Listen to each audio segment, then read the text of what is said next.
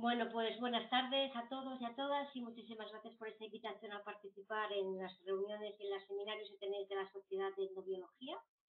Mi presentación de hoy es un tema que quizá os esté un poco alejado de los intereses habituales. Es el mundo de los recursos vegetales en el pasado. Yo soy arqueobotánica, soy de formación arqueóloga, pero luego toda mi formación postdoctoral ha sido en arqueobotánica en varios países europeos. Y desde hace ya muchos años, porque ya tengo una cierta edad, pues me dedico al estudio de semillas y de frutos de contextos arqueológicos, no solamente en la península ibérica, sino también pues, en el norte de África, en otros lugares europeos, etcétera. Y lo que voy a presentaros hoy es un poco una visión general con ejemplos de yacimientos muy interesantes sobre lo que hacemos en el laboratorio de arqueobiología en el ámbito de la arqueobotánica.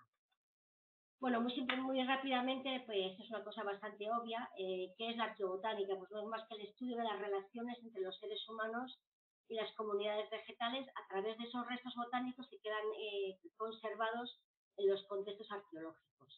Y en este ámbito, pues evidentemente, como existen muchísimos tipos de restos botánicos, pues hay diferentes disciplinas, como veis aquí, que conocéis perfectamente, la palinología, la antracología, el estudio de fitolitos, también se estudian diatomeas, etcétera. Y yo me dedico en concreto a la carpología, que en conjunto es el estudio de semillas y de frutos.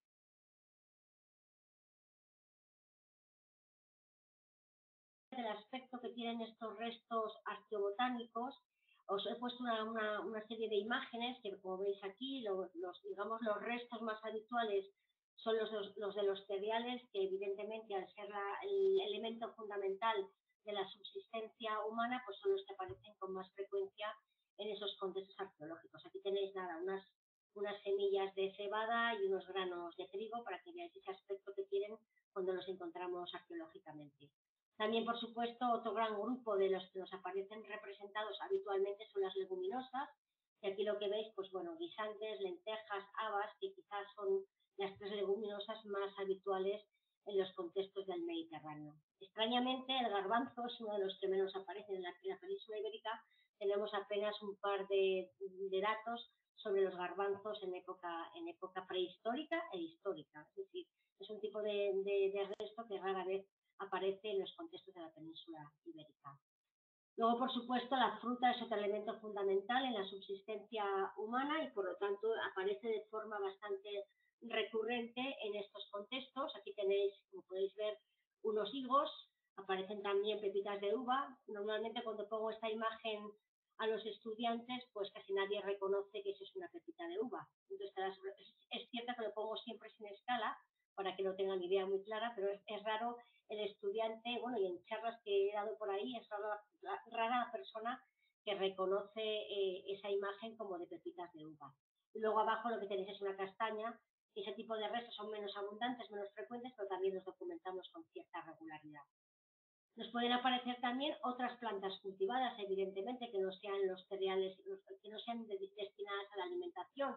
Aquí tenéis imágenes de lino, por ejemplo, o de papaver. He puesto especies porque no estamos seguros que sea somnífero, pero bueno, nos suelen aparecer con bastante frecuencia. Que sepáis que el papaver somnífero, es un paréntesis, es una de esas especies que probablemente se domesticó en el occidente mediterráneo, a diferencia de la mayor parte de las plantas que se domesticaron en el próximo Oriente. De hecho, hay un proyecto ahora bastante interesante que lideran los franceses sobre el papaver somnífero, y es probable que se avance bastante en el conocimiento de la domesticación de esta especie. Luego ya, evidentemente, todas las plantas silvestres que podáis imaginar, sean comestibles o no. Aquí he puesto algunas imágenes de bellotas que veis aquí arriba, o de, por ejemplo, cáscaras de avellana, que en yacimientos anteriores a la agricultura son muy abundantes. Los fragmentos de cáscaras de avellana son abundantísimos. Y luego, evidentemente, el campo de las malas hierbas, la flora arbense, que también pues, aparecen muchísimas, como acompañantes de los cultivos de cereales, y nos dan muchísima información a los arqueobotánicos, pues sobre todo sobre las fases que las diferentes comunidades han llevado a cabo para procesar los cereales. Podemos documentar el aventado, el trillado, el cribado, etcétera. Y luego ya, pues otras plantas que simplemente lo que nos dan informaciones sobre el medio ambiente que existía, el medio vegetal que existía en el entorno del yacimiento. O sea, aquí pues tenemos ejemplos de sambucos, de fumaria, de una apiacia, etcétera.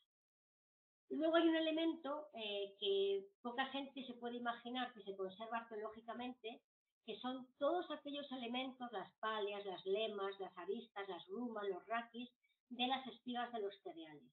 Y que es interesantísimo porque son estos elementos que son milimétricos, como veréis en esta diapositiva, son realmente milimétricos y que sobre todo cuando estamos trabajando en zonas del Próximo Oriente, que es el lugar de origen de la agricultura y donde se domestican los cereales, lo que nos van a permitir es distinguir entre los cereales silvestres y aquellos ya domesticados. Es decir, es un elemento súper diagnóstico para identificar la domesticación.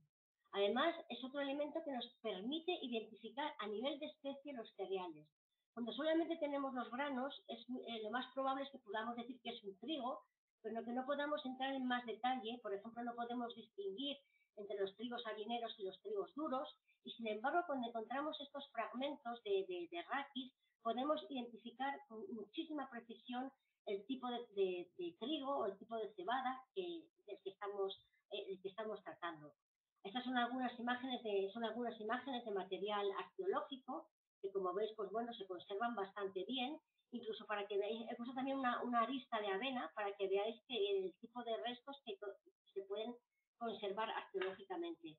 Como veis, digamos, la escala que aparece abajo es una escala de 2 milímetros para que os hagáis una idea del tamaño que tienen estos elementos y de lo complicado que resulta recuperarlos arqueológicamente. Luego os contaré cómo los recuperamos.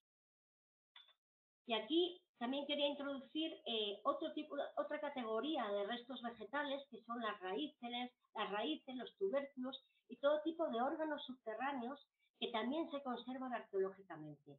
Estamos hablando de un tipo de restos que hasta hace unos 20 años prácticamente pasaban desapercibidos en las muestras arqueológicas y se identificaban como carbones erosionados. Hace 30 años, uno de mis directores de tesis, John Hader, del Instituto de Arqueología de Londres, empezó a trabajar con estos restos y se dio cuenta que la mayor parte eran restos de tubérculos y de raíces, de rizomas, que en épocas preagrarias, anteriores a la agricultura, constituyeron una fuente importantísima de alimento para las comunidades humanas. Y bueno, aquí os he puesto algunos ejemplos, los de vuestra izquierda son actuales, evidentemente, y los de la derecha son dos imágenes. La de abajo son de un yacimiento en Jordania, del que hablaremos después, que es un tubérculo de Cyperus, parecido a la chufa de otra especie, y lo que tenéis arriba, sinceramente no recuerdo lo que es, pero es una imagen con microscopio electrónico de uno de estos restos de tubérculos.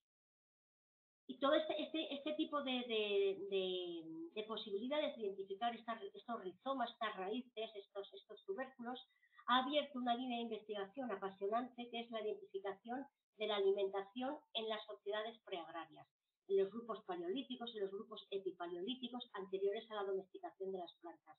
Es lo que denominamos en el mundo de la arqueobotánica las missing foods, aquellas plantas que generalmente no aparecen conservadas porque, por ejemplo, pues son más delicadas y que, sin embargo, a través del estudio de estos restos, de esos tejidos vegetales, generalmente de parénquima, podemos identificarlos.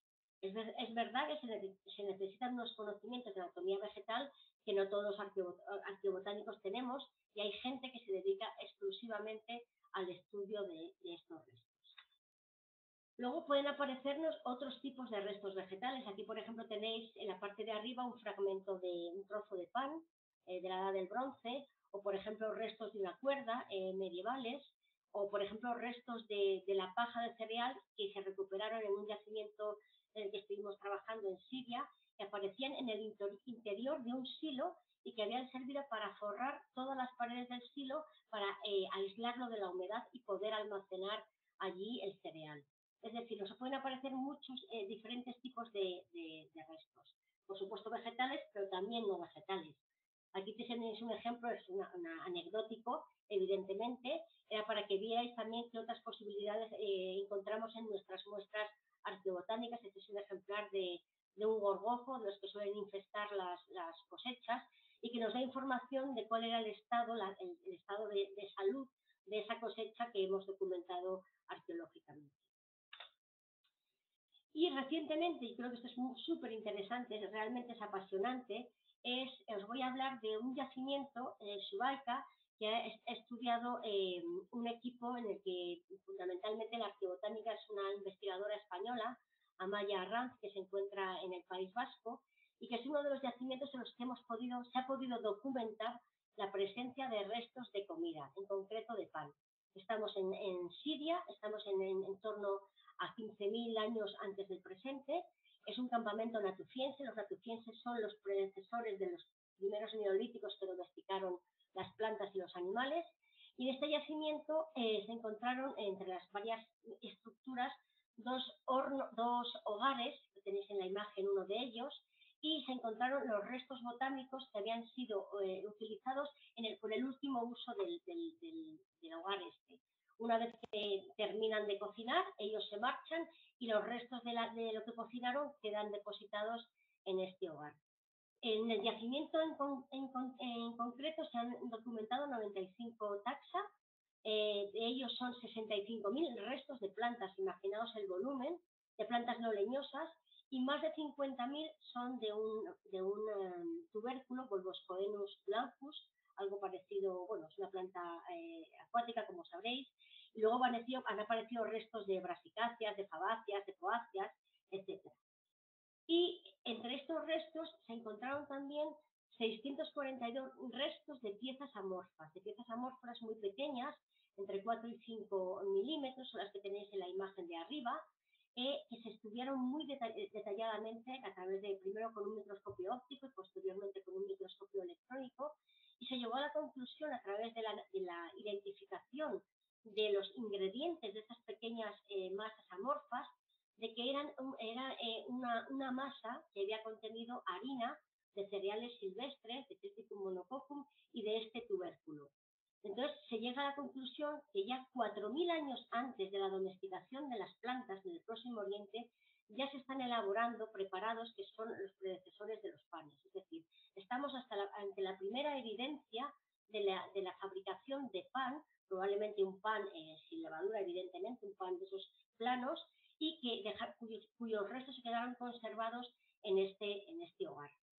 Por supuesto, la noticia, el descubrimiento es de estos descubrimientos que hacen época, y a partir de este momento pues, se ha empezado en la arqueobotánica a identificar restos de alimentos que hasta este momento pues, prácticamente desconocíamos por completo que se pudieran conservar.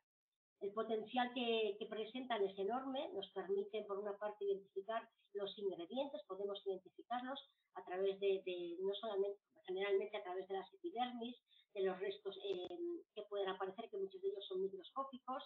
Podemos también explorar cuestiones relacionadas con la fermentación, con ciertos procesos para preparar estos alimentos. Y finalmente podemos reconstruir la posibilidad de que haya diferentes tradiciones culinarias. De hecho, Amaya Arranz participa en mi proyecto europeo que se centra en el estudio de los usos de las plantas y de la agricultura y la alimentación vegetal en época medieval, y vamos a aplicar esta metodología también para época medieval, con la posibilidad o el potencial de poder distinguir tradiciones culinarias diferentes, aunque utilicen los mismos ingredientes, entre las diferentes comunidades medievales que coexistieron en la península ibérica, las comunidades islámicas, las judías y las cristianas. Con lo cual se abre ahí una vía de investigación que puede dar resultados muy interesantes en el futuro más próximo.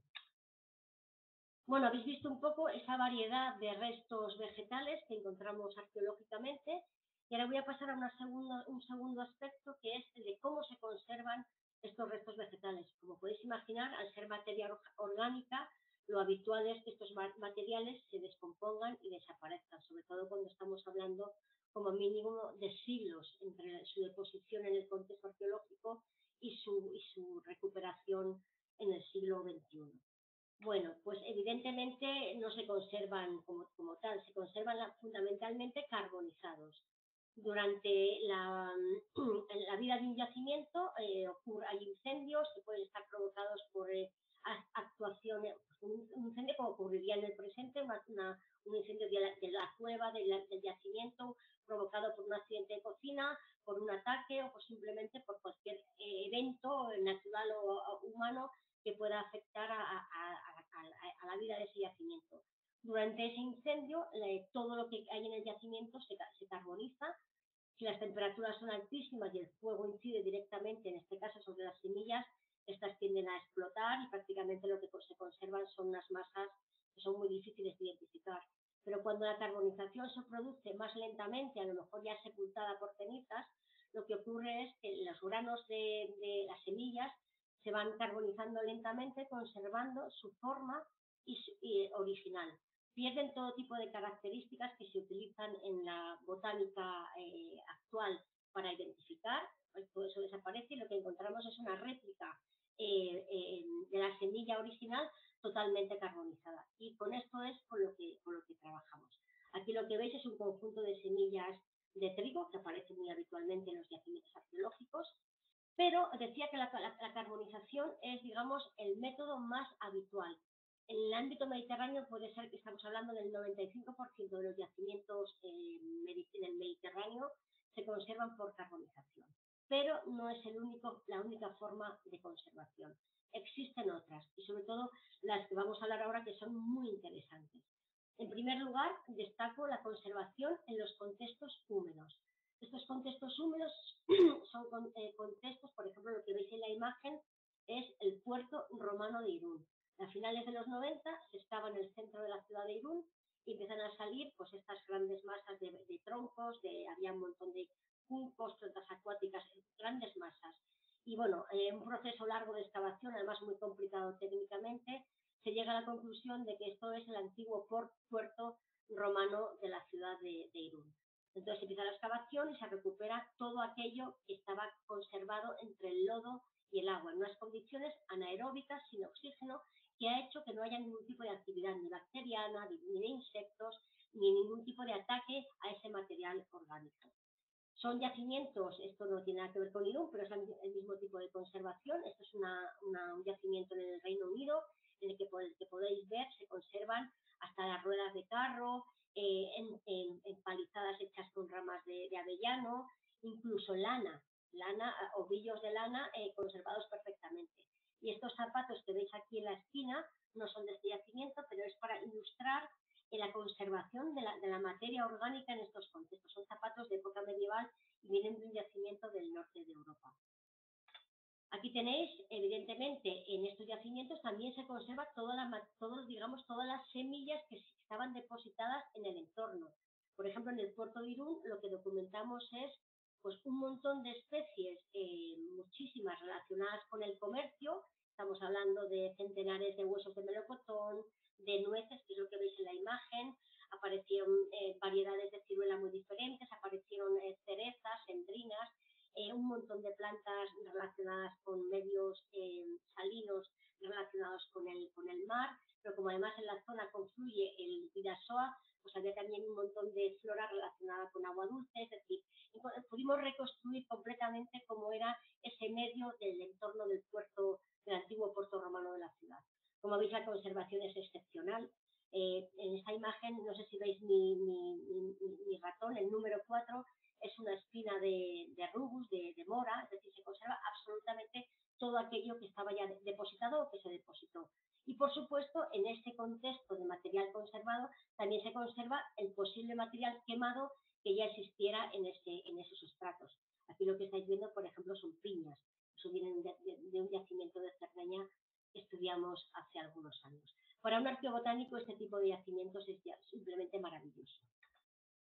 También dentro de este tipo de conservación, y eso es algo que llama mucho la atención, especialmente a la gente que no se dedica a la arqueología, se encuentran estos rock bodies, los hombres de los cuerpos de los pantanos, que son unos cuerpos que se documentan por toda la zona de Europa central y del norte de Europa y aparecen generalmente en zonas de turberas. Su cronología está en torno al cambio de era, sabemos muy poco hay muchas teorías sobre cómo han llegado a estas zonas de turberas. Muchos de ellos tienen signos de haber sido sacrificados, como el que veis aquí, que tiene una cuerda al cuello, conserva su gorrito de piel. Y lo que nos interesa a los arqueobotánicos, por supuesto interesa todo, pero lo que nos interesa es que conservan también los contenidos intestinales y se puede reconstruir cuál ha sido su última comida. En la mayor parte de los casos suelen ser unas tortas a base de cereales.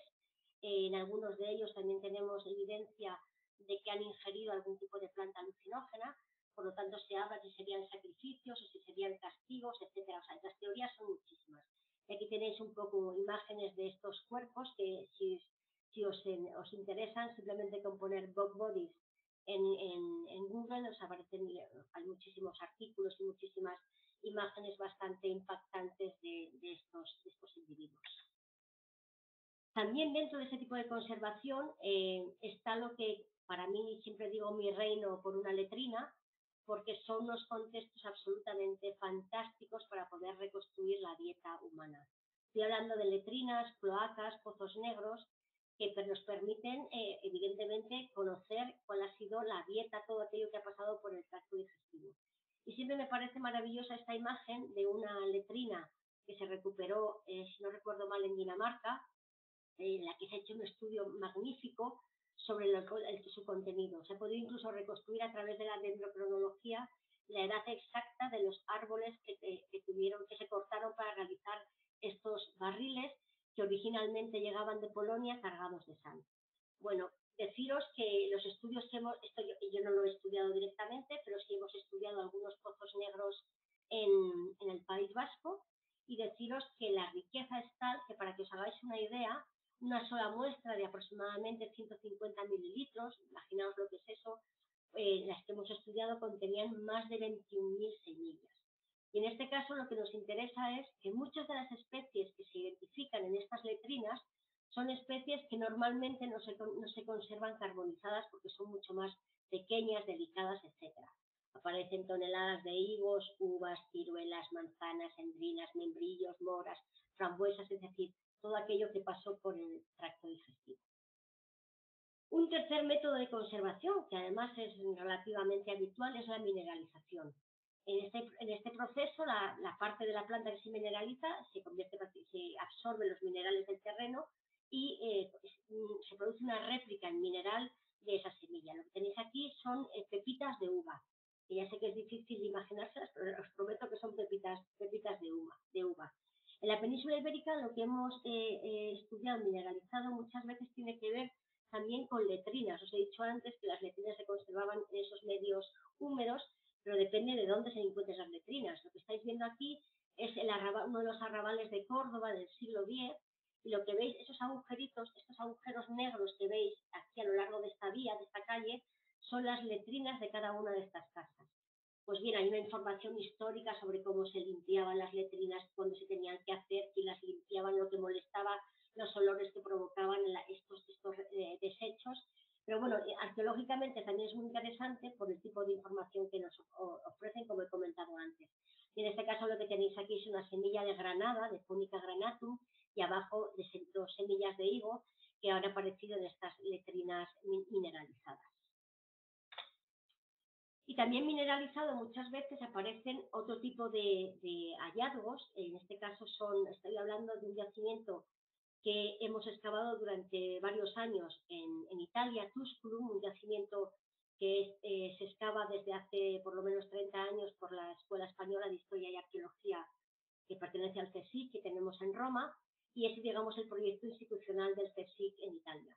Y en él, pues lo que estáis viendo aquí es hicimos un estudio de diferentes contextos, y en este caso lo que estáis viendo son lo que nos apareció en un contexto fundacional de una muralla. Es decir, en la tradición normalmente se hacía una ofrenda a la hora de levantar las murallas. Lo que tenemos aquí es lo que la ofrenda que se realizó antes de la muralla. Y lo que tenéis es un conjunto de semillas de higo y otro conjunto de semillas de vitis. Probablemente depositaron higos enteros y varios racimos de uva junto a un esqueleto de pollo que apareció completo. Es decir, clarísimamente estamos ante un contexto fundacional, un contexto de ritual, y bueno, creo que es una imagen bastante interesante, un ejemplo bastante interesante de las muchas cosas que podemos estudiar desde el punto de vista arqueobotánico. Y por último, otro tipo de conservación, he hablado de la carbonización, de la conservación en agua, de la mineralización, y ahora voy a hablar de la desecación, que es un tipo de conservación que generalmente asociamos pues, con zonas con unos climas desérticos o con unas, como puede ser el desierto, clarísimamente es lo que encontramos en lugares como Egipto. Y aquí lo que tenéis, para que os hagáis una imagen de cómo se conservan, lo que tenéis abajo es un limón de un yacimiento, de un puerto romano en Egipto, en el Mar Rojo, y lo que tenéis a vuestra derecha es un garbanzo, que también es una cosa que la gente no suele nunca identificar cuando enseño esta imagen. Como aquí tenéis más ejemplos, por ejemplo, se conserva todo, ahí no se destruye nada, pues las hojas de las alcachofas, los rabos de las berenjenas, los dientes de ajo, es decir, son imágenes absolutamente impactantes porque es difícil imaginar que algo de este calibre se pueda conservar. Como os decía, normalmente asociamos estos restos a lugares como pueden ser Egipto o lugares del norte de África, y efectivamente este es el caso. Este es un proyecto que se dirige desde el CSIC, se dirige José Manuel Galán, se llama el proyecto Yehuti, es muy cerquita de Luxor, es una zona, una necrópolis que está en una colina completamente horadada por tumbas de diferentes periodos, y hace unos años descubrimos el primer jardín funerario. Sabíamos que los frescos de las tumbas representaban la presencia de estos jardines, pero nunca se había excavado ninguno, porque generalmente están fuera de las tumbas y lo que interesa o lo que ha interesado durante muchos años a los arqueólogos era entrar en las tumbas, pues, o sea, otro tipo de contextos. Bueno, se decide excavar fuera de estas tumbas, entonces encontramos esta maravilla, es un pequeño jardín funerario en el que, como veis, está hecho en adobe y en el que tenía diferentes celdas en las que evidentemente se plantaban varias especies. Recogimos el sedimento de cada una de estas celdillas y estudiamos los restos. En ese círculo que aparece en el centro aparecía un tamarisco, el tronco de un tamarisco conservado por desecación, y el material que encontramos en estas celdas pues he puesto solamente unos ejemplos. Sobre todo encontramos semillas de cilantro, de coriandrum, encontramos también semillas de melón o de pepino. Tengo que hacer aquí un pequeño inciso, ponemos melón o pepino porque la semilla prácticamente es idéntica, pero creemos que lo que se está cultivando es un melón no dulce, porque en este momento todavía no se conoce, es un melón como el alficoz que todavía se cultiva en algunas zonas de Alicante y de Valencia, y que tiene una semilla, que en realidad es Cucumis melo, y que por lo tanto es melón, pero que es un melón no dulce. Pues nos aparecieron también coprolitos de cabra y oveja, y la imagen de abajo la he traído por si alguien, que seguro que estáis más acostumbrados de ver material fresco que el que estoy yo, creemos que es una flor, sobre todo la imagen, esa es la misma pieza vista desde abajo y vista desde arriba. En la que se ve, digamos, creo que puede ser una flor, es la imagen de la derecha. Al microscopio todavía conserva tonalidades de color rosa, es una maravilla. Y tenéis abajo la escala de 1 milímetro, con lo cual, tenemos todavía muchas semillas que no sabemos lo que son, y muchas cosas que todavía no sabemos lo que son, pero bueno, el resultado yo creo que está siendo bastante interesante con este estudio. Entre las otras muchas cosas que encontramos en Egipto, pues son estas guirnaldas realizadas con hojas. Yo entiendo que originalmente serían hojas de diferentes tonos de verde, de manera que crearan efectos cromáticos. Están trenzadas con fibras vegetales y es simplemente para ilustraros la conservación que tiene este material tan increíble. Y bueno, simplemente para terminar esta parte de Egipto, otro de esos hallazgos maravillosos que ocurren solamente una vez en la vida. Esta es una pequeña jarrita que apareció. Muchas de las tumbas que estamos excavando están ya expoliadas, en tiempos no hay expolios, o sea, son expolios de época antigua, y evidentemente se llevan todo aquello que tiene valor. Las semillas, las flores y las guirnaldas pues no tienen ningún valor y lo dejan. Entre las cosas que dejan atrás es esta jarrita con un conjunto de semillas de cebada, que veis que todavía conservan ese color amarillo, están un poco marrones, y 2 dátiles. Entonces, bueno, sabéis que los egipcios consideraban que la cerveza es su bebida, digamos, más importante y cómo para marcharse al más allá era habitual llevarse los ingredientes para poder realizar la cerveza en el otro mundo, en el más allá. Y ese es un claro ejemplo de alguien que depositó una ofrenda para un ser querido que había fallecido con los ingredientes necesarios para que pudiera fabricarse la cerveza en el más allá. Me parece una historia realmente preciosa.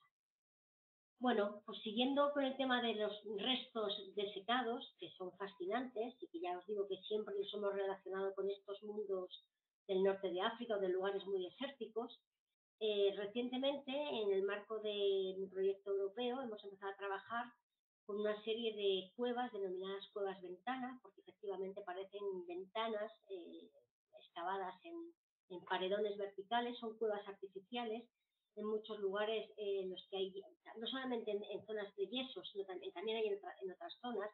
Las que veis aquí son algunas de las que estamos estudiando. Estas cuevas artificiales, que son realmente fascinantes, es un tema que yo me vuelvo loca con él, son, como os decía, están excavadas artificialmente, presentan una serie de cámaras interiores que pueden estar conectadas, pueden ser simplemente una sola cámara, hay pilares, hay ventanas, hay zonas para apoyar cosas, suelen tener también una serie de, se solían cerrar, algunos de estas estructuras, de estas cámaras, se ve que tienen una serie de hendiduras laterales y en el suelo como para encajar algún tipo de puerta o por lo menos para cerrar esos espacios y que se conservara aquello que se había depositado.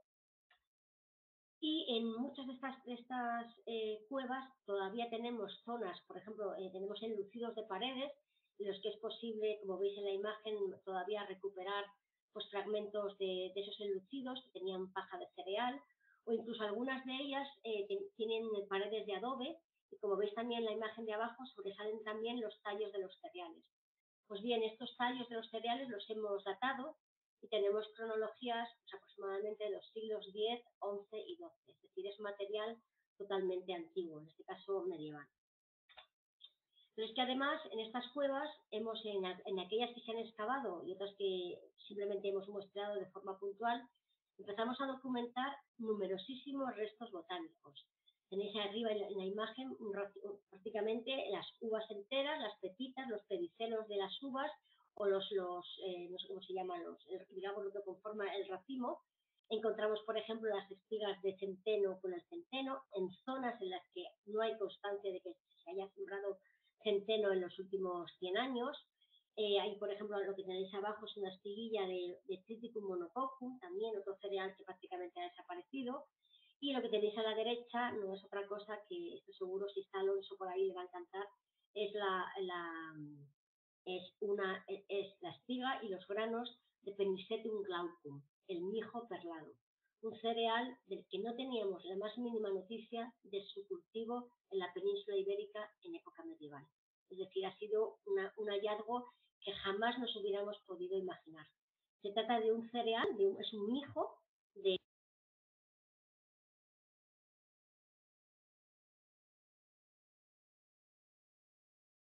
Leonor, hemos perdido el sonido. Con el penicetum, bueno, pues que os decía que es un cereal que se domestica en torno al tercer al cuarto milenio en la zona subsahariana y de allí se extiende a la India. Entonces, nosotros no tenemos muy claro en qué momento llega a la península ibérica. Los datos que tenemos es que aparece ya en varios yacimientos, no solamente en las cuevas de Benassuay, que es este material desecado, también tenemos material carbonizado, semillas solo, en yacimientos de Andalucía. Los tenemos en Mojácar, los tenemos en Córdoba, los tenemos en Benamaurel.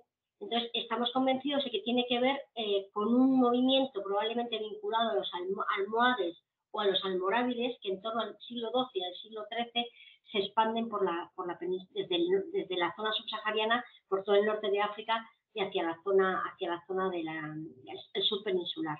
Entonces, los primeros datos que tenemos de este cereal en la península ibérica. Estas cuevas tan maravillosas también nos han dado sorpresas como esta, que es el primer ejemplo de un grano de arroz.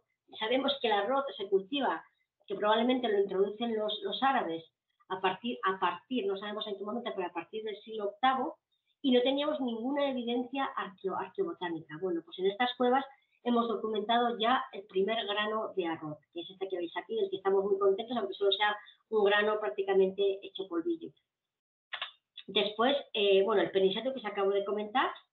Y con respecto al Penicetum, es interesante, lo que estamos trabajando ahora mismo, que las fuentes escritas, sobre todo las posteriores a la conquista castellana, nos hablan de muchos cereales, pero mencionan tres en concreto. El mil, que es el mijo común, el Panicum miliacium, hablan del panizo, que es el panís, y luego mencionan la daxa. La daxa, que la mayor parte de la gente que ha interpretado estos datos lo ha interpretado como sorgo, ¿vale? Entonces, la daxa en teoría es el sorgo.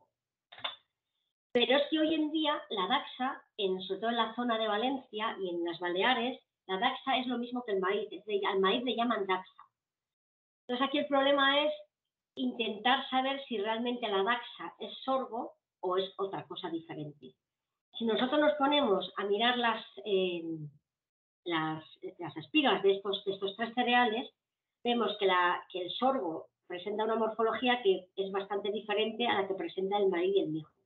Y teniendo en cuenta que el maíz, generalmente el nombre que se le da cuando llega de América es el nombre que se le daba al cereal al que sustituye, por ejemplo, Artoa en euskera es maíz porque sustituye a otro cereal que se llama Artoa, que probablemente es el maíz, el panizo, o por ejemplo lo mismo pasa en Galicia.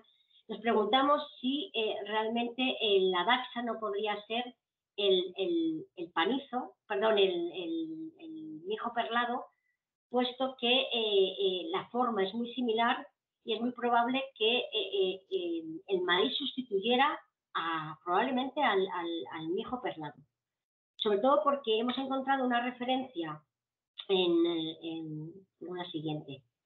Hemos encontrado una referencia en la zona cercana en Etiopía, de un cereal que es el Leucine coracana, que es el finger millet, que no sé cómo se puede traducir en castellano, que se llama dagusa, y que nos parece que es un término que podría parecerse bastante a daxa.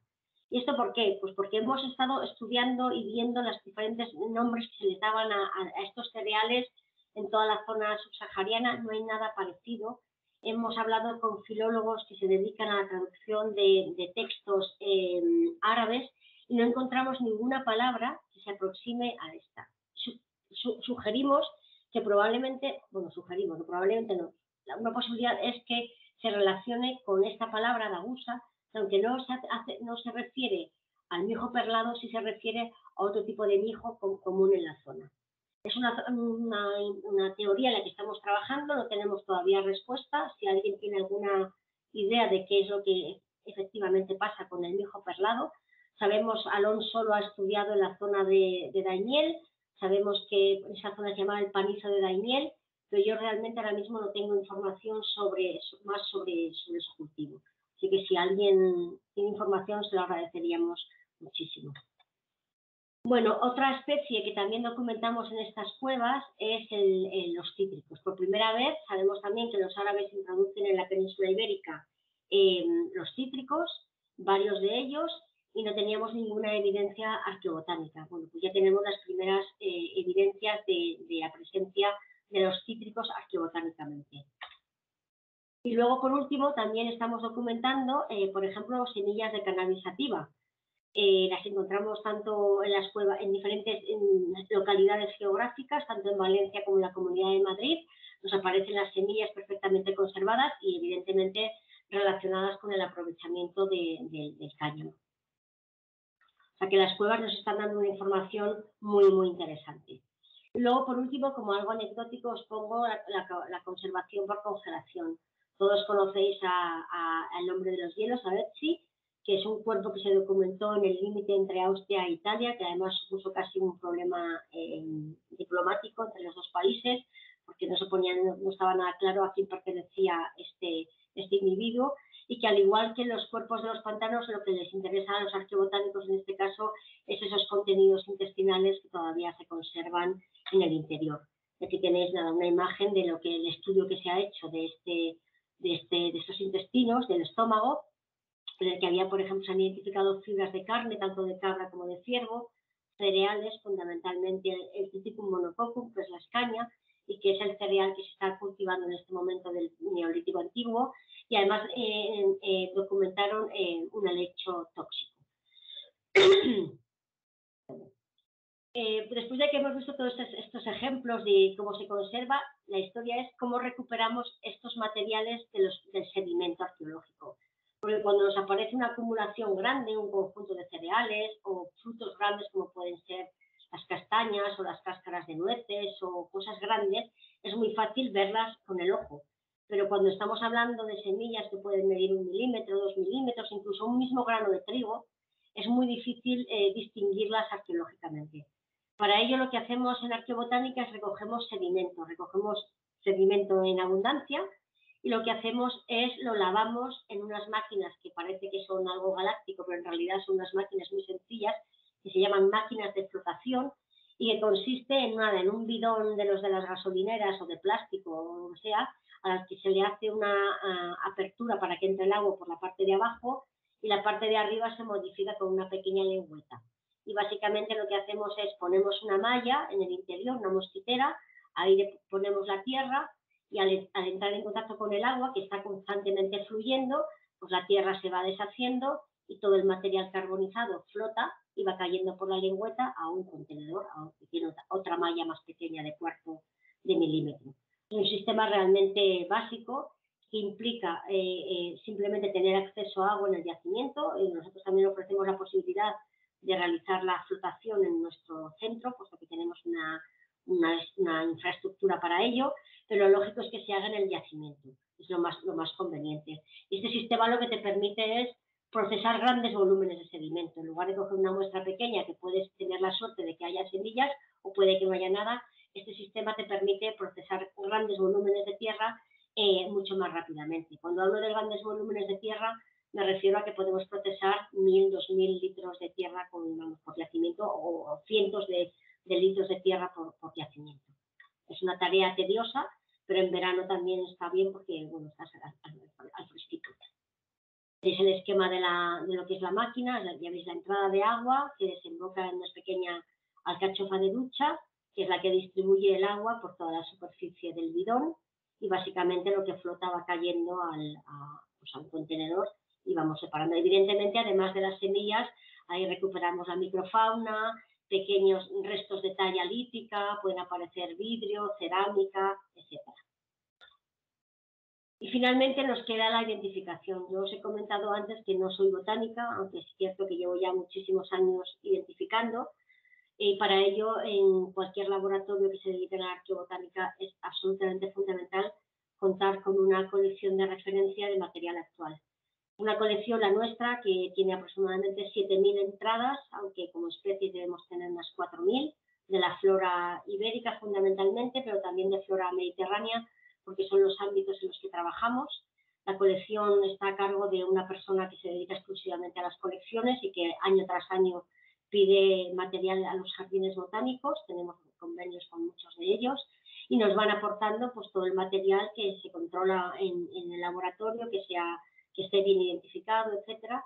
Y en el último, hace 2 años exactamente, hemos publicado, ya un poco de propaganda, un trabajo, un atlas de semillas del Mediterráneo, que es el primer atlas de semillas que existe sobre el Mediterráneo, ya que todos los que existen, con los que trabajábamos habitualmente, pues estaban centrados en floras del centro de Europa. Trabajamos, por ejemplo, con uno de los más famosos, que era la flora de Holanda, que os podéis imaginar que bueno, será bastante limitado.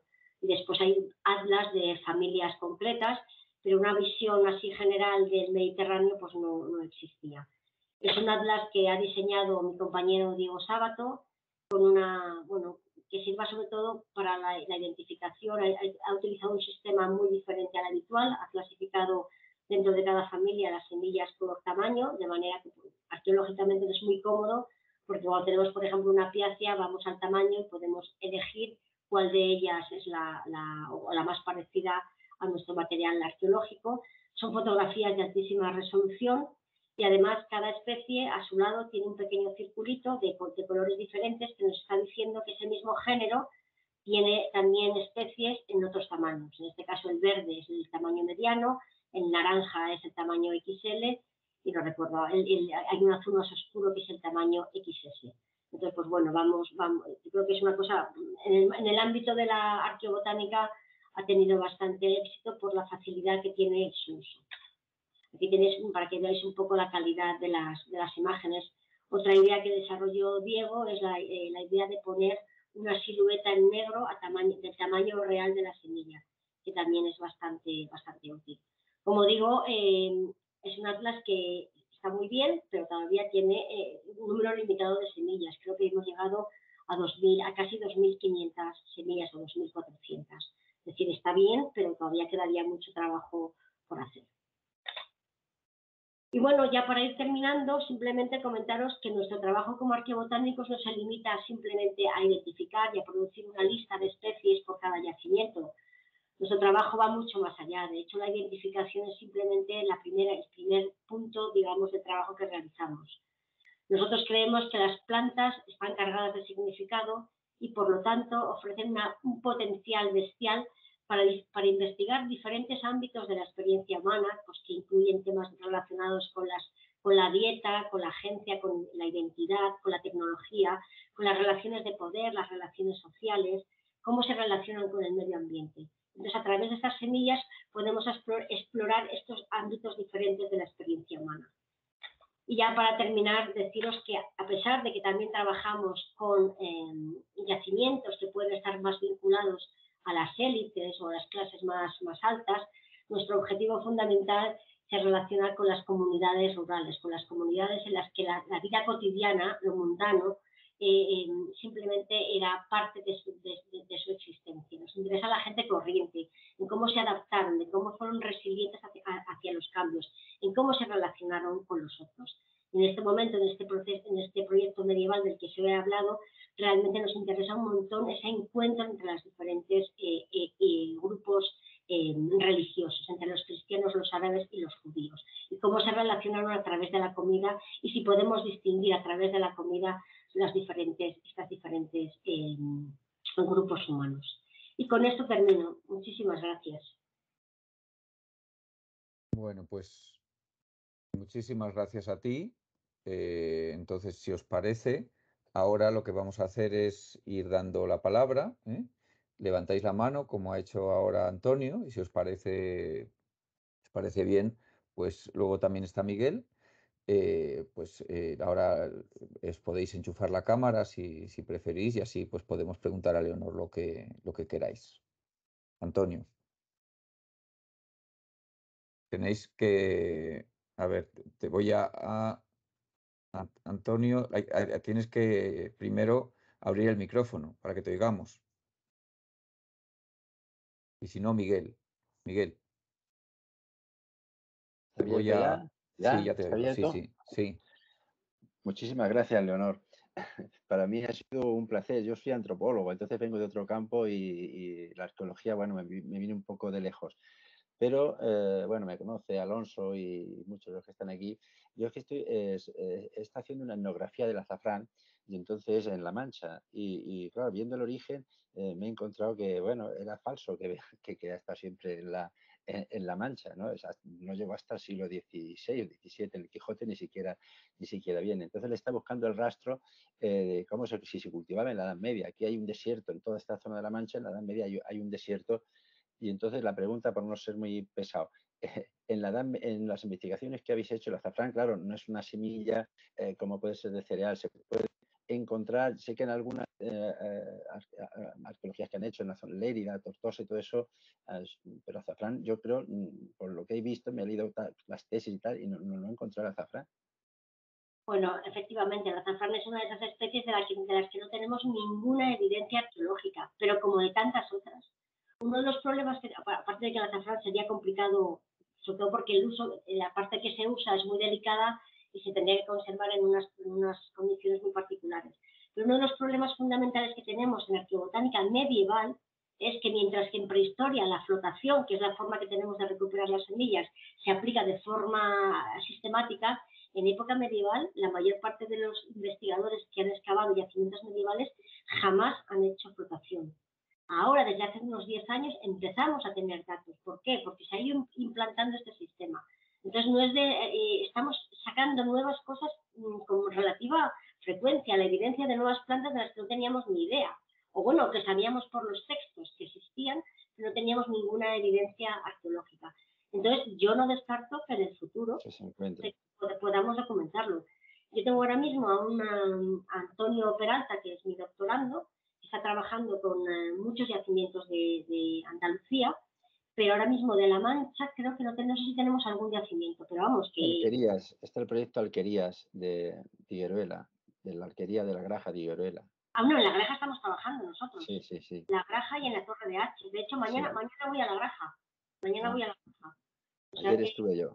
Ah, vale, vale. Pues lo que pasa es que los materiales de la Graja, los que hemos estudiado, no ha salido nada de ahí. No ha salido, ya.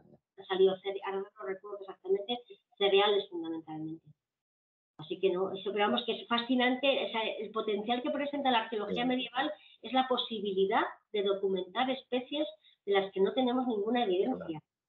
Y que cambiarían, por ejemplo, la existencia, se ha venido diciendo tradicionalmente esto del azafrán, que ha existido desde la Edad Media, y yo he visto que es falso, porque en las fuentes documentales no tampoco bien. Bueno, en los repartimientos de Murcia que estudió Torrefontes no se cita, por ejemplo.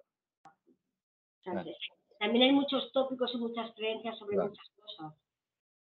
Bueno, no quiero ser pesado, muchas gracias. Gracias a ti. No sé si tenéis alguna pregunta, y si no, yo te voy a preguntar. Los restos de lo que estás hablando de cantidades tremendas. La pregunta es, ¿dónde se guardan todos esos restos? Porque claro, tú en tu colección no puedes guardar todo lo que estudias.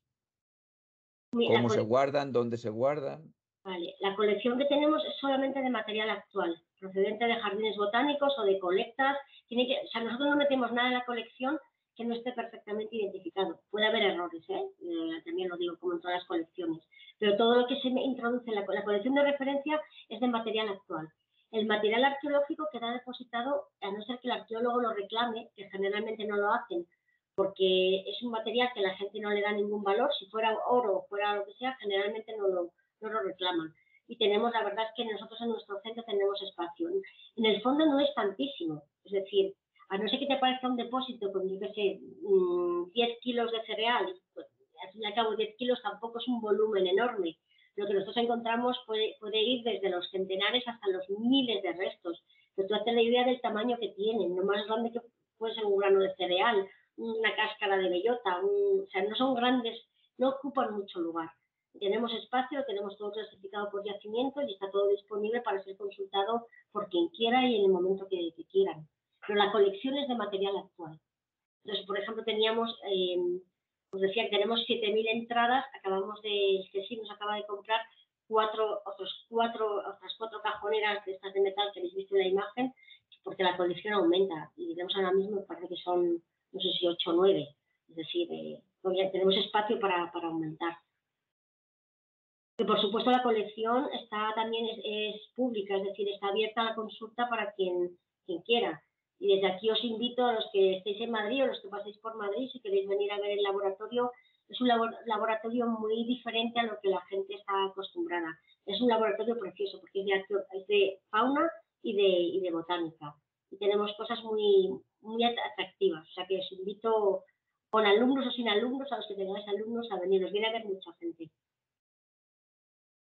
Otra pregunta que te quería hacer de los restos estos de personas también conservadas, como nos has enseñado, ¿con qué técnicas se puede analizar? Porque yo entiendo que son técnicas muy destructivas y con materiales diríamos, de tanta valor, el juego entre qué técnica utilizo, destrozo o no destrozo para poder ver lo que hay. No sé si nos puedes contar un poquito más sobre esto. La mayor parte de estos cuerpos aparecen mutilados porque se suelen encontrar una vez que está sacando turba de Inglaterra, en muchos lugares de Holanda, en Dinamarca, y generalmente cuando la pala mete la pala en la turba, pues yo que sé, lo secciona por la mitad o por las piedras, por lo que sea. Es cierto que muchos de ellos, bueno, la conservación es particular, es decir, necesitan unas medidas de conservación específicas. Y lo que se ha hecho, a ver, simplemente con cuestiones del estómago, simplemente, me imagino, yo no trabajo con ello directamente, pero no es tan destructivo, simplemente sacar los contenidos y analizarlos una vez que los has obtenido. O sea, es como si se hiciera una cirugía, por así decirlo, se abre y se cierra. Sí, es como sí, entiendo que sí. Como imagino, yo no trabajo con ellos, como se hace con las momias. Entonces, efectivo no dejaría, igual que con el hombre de los hielos. Ese está conservado, si habéis ido alguna vez a Bolzano, en el norte de Italia, está conservado en una cámara, no es a través de una ventana, y todas las analíticas que se le han hecho han sido súper milimétricas, etcétera. Es decir, no hay destrucción. Y son súper interesantes, claro. No sé si tenéis alguna pregunta más. Bueno, pues yo entonces voy a hacerte más preguntas, porque a ver, espera, sí, parece que hay alguien que quiere preguntar. A ver. Hola, Juan Leonor. Miguel. Soy Juan Miguel. He Hola, visto antes en las cuevas que cuevas has puesto cuevas elevadas. ¿No se investigan otro tipo de cuevas? Este fin de semana, por ejemplo, yo he estado recorriendo una cueva en Ojo Guareña, en el norte de Burgos, y pues ahora me he acordado por eso, que sí. también hay restos en zonas profundas de cuevas y en ese tipo de lugares no habéis buscado. Sí, trabajamos mucho en cuevas. Es que pasa que las cuevas de las que tú hablas, la mayor parte son cuevas naturales que se explotan durante la prehistoria en diferentes momentos. Hemos hecho muchos trabajos sobre ese tipo de cuevas. Y los restos que nos aparecen allí generalmente están carbonizados. Hemos trabajado en Ojo Guareña, no, pero he trabajado en muchas otras cuevas del norte de la península y de otros lugares, también del sur, en la cueva de Nerja, en la cueva de los murciélagos de Zuberos y Cenitesis, y son yacimientos que son naturales. Esta es la particularidad que tienen, es que no podía poner tantas diapositivas, la particularidad que tienen es que están en alto, son lugares de almacenamiento, es que no se me lo he dicho, son lugares de almacenamientos vinculados a las poblaciones islámicas. Entonces es increíble porque los paralelos más cercanos los tenemos en el Atlas marroquí, que estuvimos hace 3 años en unos lugares, qué pena que no haya puesto, otro día os doy otra charla sobre las cuevas, unos lugares que tienen unas caídas verticales que pueden ser decenas de metros, vamos, que si te caes te matas, decenas de metros, centenares e incluso en algunos casos muchos centenares de metros. Son lugares protegidos, es decir, son lugares en los que se almacenan las cosechas y probablemente en épocas de dificultades, de guerras, también se refugiaría la gente. El acceso no tenemos muy claro cómo es, sabemos por los paralelos de Marruecos que habría unas plataformas por el exterior, que las hemos visto, y que probablemente los restos que nos quedan en la península ibérica han desaparecido. Utilizarían cuerdas, muchas de las entradas suelen tener una especie de orificios para pasar cuerdas, para poder agarrarse mientras trepan. Es algo realmente extraño. Y la principal diferencia con las cuevas de las que tú me hablas es que estas cuevas estamos hablando de los siglos XI, XII, y que su material se conserva desecado. En el resto de las otras cuevas, de las que, Ojo Guareña o cualquiera de las otras, lo que son cuevas de habitación en las que viven las comunidades humanas, y lo que nosotros encontramos son los restos de sus actividades, de la comida, de si eran rediles para ovejas o para cabras, etcétera. Estas otras, las islámicas, son lugares de almacenamiento, clarísimamente. En una de las de Valencia se han recuperado incluso restos de pergamino escritos en árabe. O sea, es una conservación brutal. Nosotros tenemos planteado excavar en algunas de ellas de forma sistemática para poder recoger muestras de forma, o sea, hacer una excavación en condiciones y recoger las muestras. O sea que, sí, pero Juan Miguel, sí, en las cuevas encontramos en las normales, las de habitación, muchísimos restos también. Hace poco he terminado yo un yacimiento de una cueva de Aspio, de la Edad del Hierro, en Cantabria, con toneladas de cereales que habían metido allí, probablemente como ritual, como ofrenda. O sea, dependiendo del momento cronológico en el que estemos, las cuevas tienen diferentes funcionalidades. Pero sí, Las que has puesto, perdona, las que has puesto de La Rioja son las de Nájera. Sí, las de Nájera. Que me ha parecido la foto reconocerlo, sí. Al lado de Najerilla, sí. En Nájera es donde hemos datado en concreto la paja que salía de uno de los adobes y nos ha dado siglo XI. Sí, las de Nájera son magníficas. Pero vamos, Asturias también por la zona de Arnedo, toda esa zona de Arnedo, sí. lleno de cuevas. Jardo, tienes la palabra. A ver, ¿se me oye? Porque he puesto el micro ahora. Sí, sí, perfecto. Bueno, yo primero darte las gracias, Leonor, porque me ha parecido súper interesante la conferencia. Y luego comentarte, bueno, hay unas cuevas de estas que no sabía que eran de esa época, pero son bastante frecuentes en la Hoz del Júcar, en Albacete. Sí. Y justo, mira, encima de la Ribera de Cubas hay una que sobresale un trozo de una escala de esparto que cuelga de la... Voy a apuntar, Fajardo, espera. ¿Cómo se llama el pueblo? La Ribera de Cubas. Te lo digo porque yo he visto en algunas esas trozos de escalas y yo pienso que tenían dentro tenían unas escalas tiradas de esparto con palos y yo como hago muchas rutas por allí, pues siempre le digo a la gente que eran como refugios y almacenaban allí las cosechas y cuando había alguna situación de peligro se subían y recogían la escala. Entonces en algunas se ven esas escalas aún colgando de la boca de la cueva. No sé si sabes tú si esas cuevas de la Hoz del Júcar, que hay muchas, ¿se han estudiado? Muchas de las de la Hoz del Júcar son de las que tenemos planeado ir a visitarlas. No hemos entrado, pero sabemos que tienen la misma fisonomía, la misma morfología que las que estamos estudiando en Madrid, en Alicante, etcétera.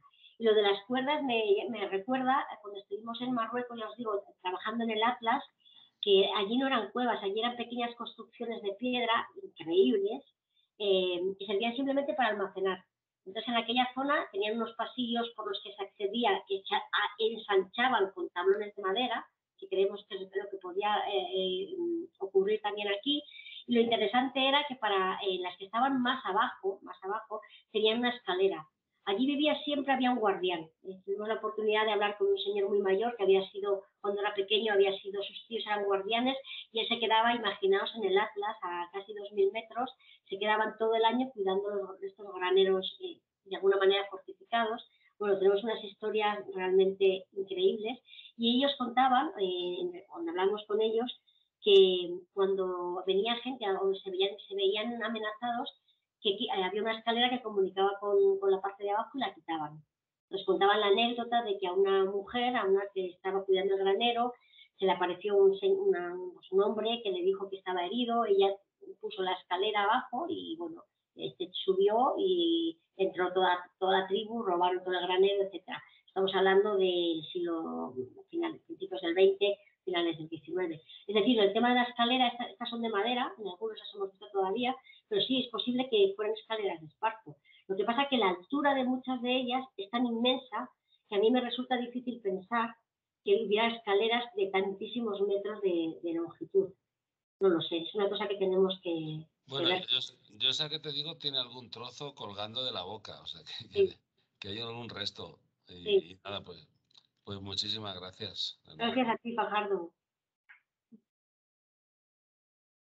Bueno, pues yo te voy a hacer otra pregunta. El dato que nos has dado sobre los primeros panes, ¿no? Estos tan antiguos, me ha parecido impresionante. Y entonces nos comentabas que, si no recuerdo mal, era trigo y Volvos Choenus, ¿no? Una ciperácea. Vale, una de mis preguntas sería, ¿todas esas primeras harinas son siempre mezcla? ¿Son cereales silvestres? ¿Predominan otras cosas que no son cereales?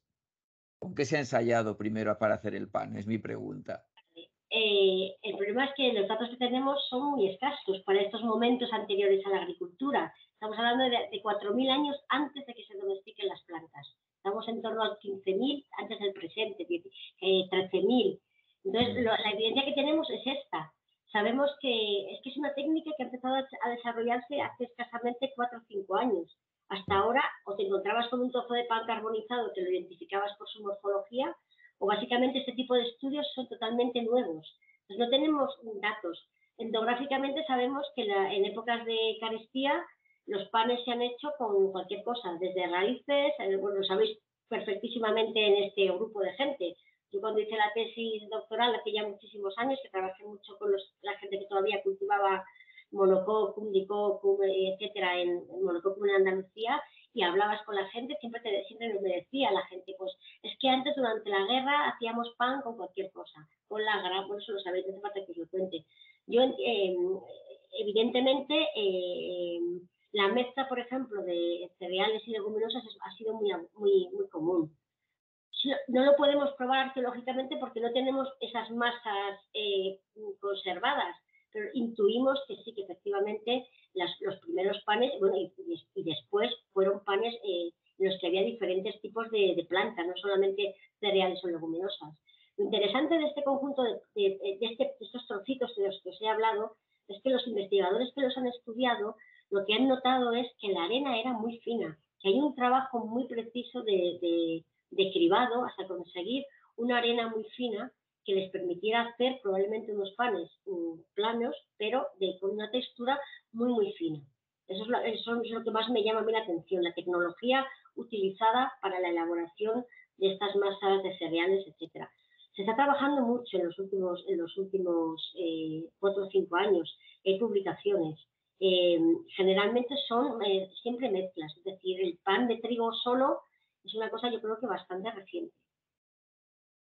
¿Y qué serían? ¿Tipo morteros con lo que hacían la harina o morteros de mano? Molinos de mano, en este momento tan antiguos son molinos de mano, los que se utilizan el sistema de vaivén, son esos molinos bastiformes con el sistema de vaivén.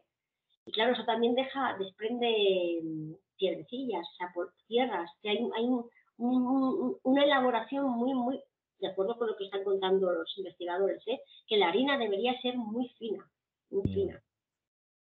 Evidentemente, luego, en muchos otros casos, tenemos la evidencia de que las poblaciones tienen los dientes destrozados, probablemente por el consumo de un montón de materiales que probablemente no eran tan finos. Yeah. Pero en este caso concreto, lo que sugieren los investigadores es una harina bastante fina. Muy bien, pues no sé si tenéis alguna pregunta más. Pues si no, pues si os parece, podemos ya dejarlo. Yo te quiero agradecer y darte la enhorabuena por la charla, porque como ya te han dicho, ha sido súper interesante, súper didáctica y estoy seguro que le puede interesar a mucha gente y bueno, pues los que tenemos estudiantes, pues se lo vamos a recomendar que lo escuchen y lo miran, ¿eh?